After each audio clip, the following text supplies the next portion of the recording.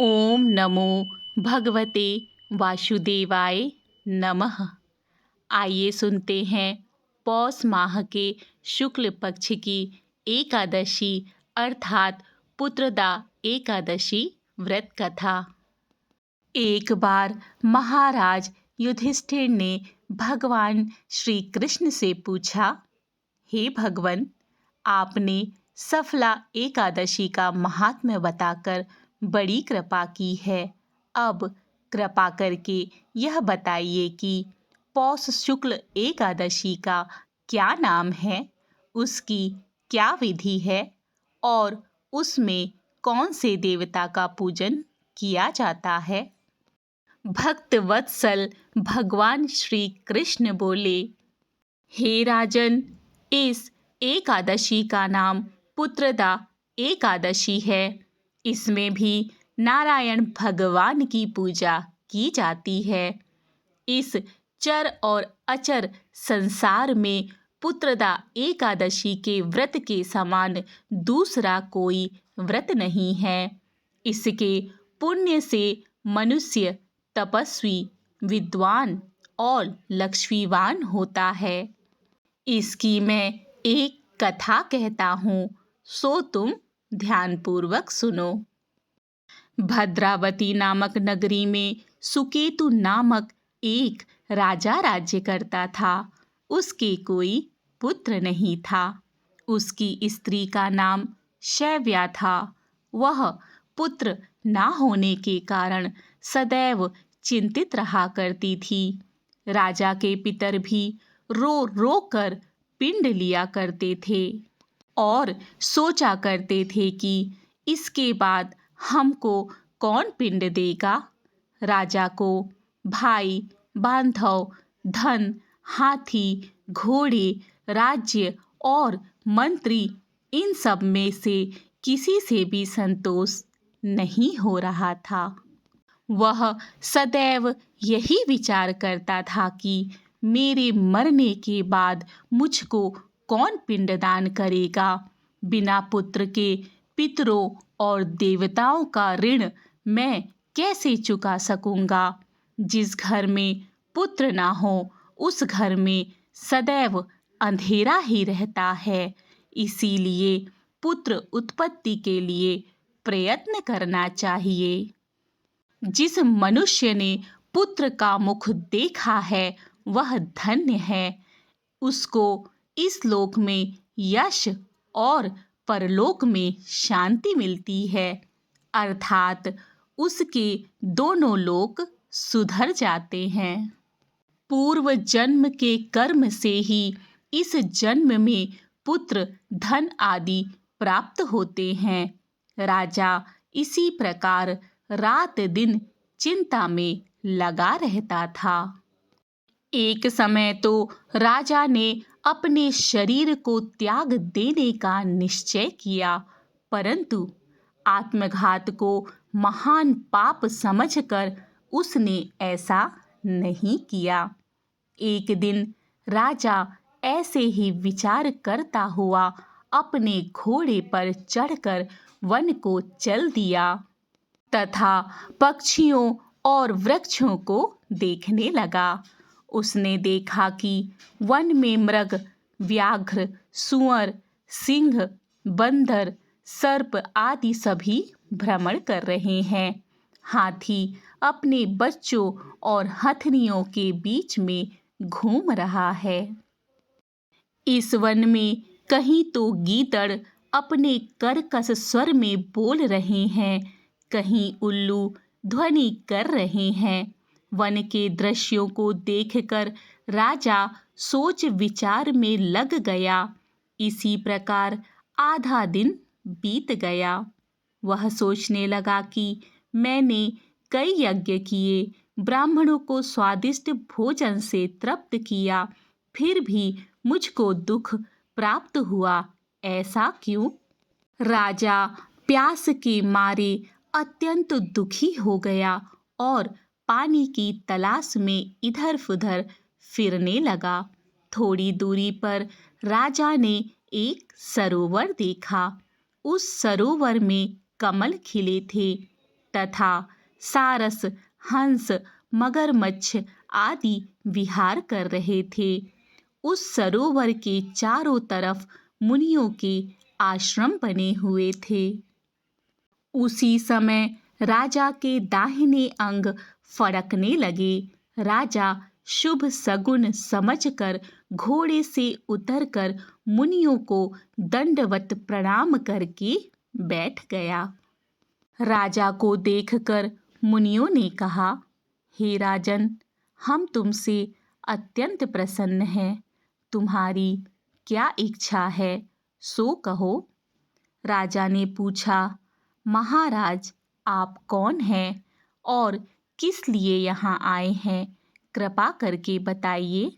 मुनि कहने लगे कि हे राजन, आज संतान देने वाली पुत्रदा एकादशी है। हम लोग विश्वदेव हैं और इस सरोवर में स्नान करने के लिए आए हैं। यह सुनकर राजा कहने लगा कि महाराज, मेरे भी कोई संतान नहीं है। यदि आप मुझ पर प्रसन्न हैं तो एक पुत्र का वरदान दीजिए। मुनि बोले, हे राजन, आज पुत्रदा एकादशी है। आप अवश्य ही इसका व्रत करें। भगवान की कृपा से अवश्य ही आपके घर में पुत्र होगा।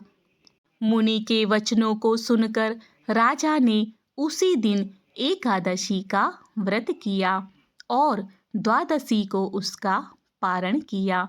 इसके पश्चात मुनियों को प्रणाम करके महल में वापस आ गया। कुछ समय बीतने के बाद रानी ने गर्भ धारण किया और 9 महीने के पश्चात उसके एक पुत्र हुआ। वह राजकुमार अत्यंत सूरवीर, यशस्वी और प्रजा पालक हुआ। श्री कृष्ण बोले, हे राजन, पुत्र की प्राप्ति के लिए पुत्रदा एकादशी का व्रत करना चाहिए। जो मनुष्य इस महान व्रत को पढ़ता है या सुनता है, उसे अंत में स्वर्ग की प्राप्ति होती है। इति श्री पुत्रदा एकादशी व्रत कथा। अब आइए जानते हैं पुत्रदा एकादशी की पूजा विधि क्या है। ब्रह्म मुहूर्त में उठकर स्नान करें और स्वच्छ पीले वस्त्र धारण करें। एक लकड़ी की चौकी पर पीला वस्त्र बिछाकर भगवान विष्णु और माता लक्ष्मी की प्रतिमा स्थापित करें।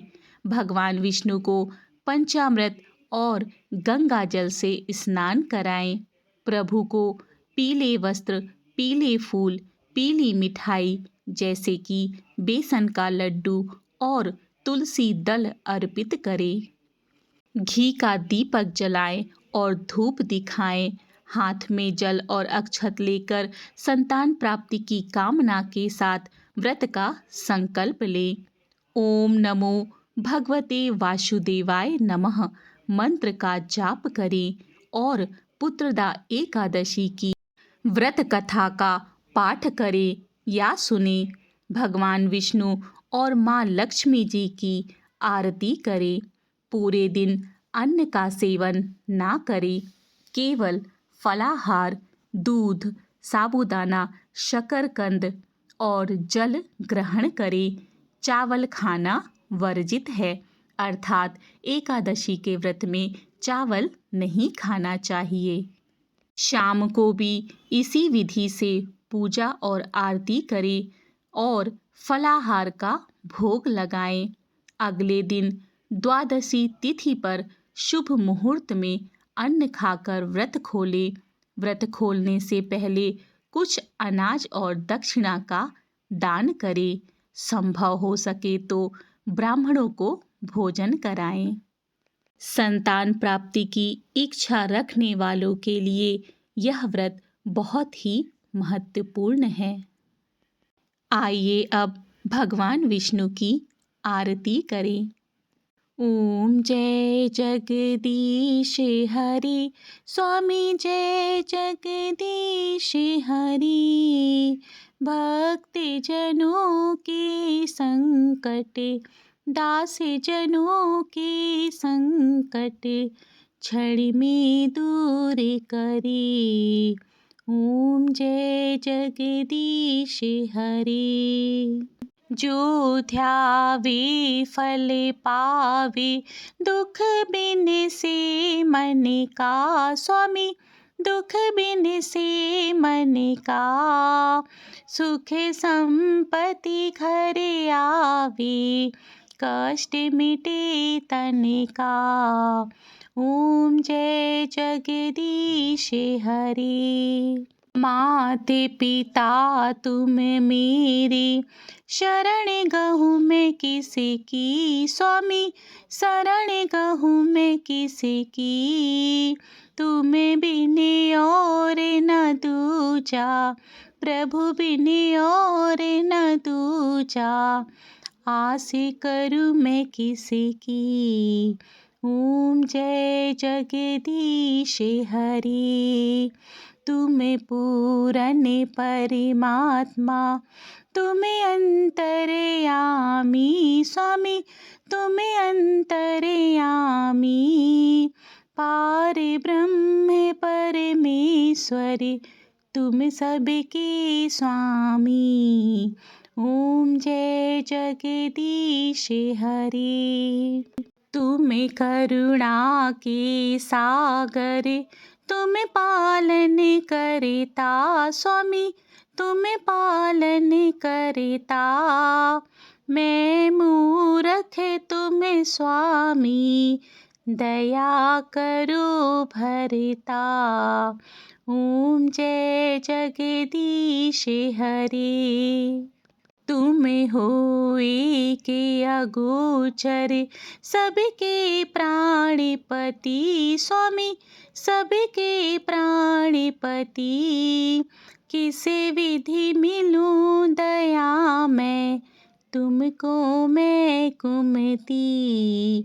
ओम जय जगदीश हरे।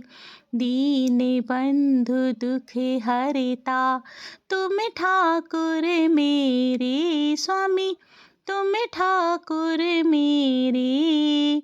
अपने हाथ उठाओ, अपनी शरण लगाओ, द्वार पड़ा तेरे। ओम जय जगदीश हरे। विषय विकार मिटाओ, पाप हरो देवा स्वामी, पाप हरो देवा। श्रद्धा भक्ति बढ़ाओ, संतन की सेवा। ओम जय जगदीश हरे। तन मन धन सब अर्पण, क्या लागे मेरा स्वामी, क्या लागे मेरा। तेरा तुझको अर्पण, तेरा तुझको अर्पण, का लागे मेरा। ओम जय जगदीश हरे। ओम जय जगदीश हरे। स्वामी जय जगदीश हरे। भक्त जनों के संकट, दास जनों के संकट, क्षण में दूर करे। ओम जय जगदीश हरे। बोलो विष्णु भगवान की जय।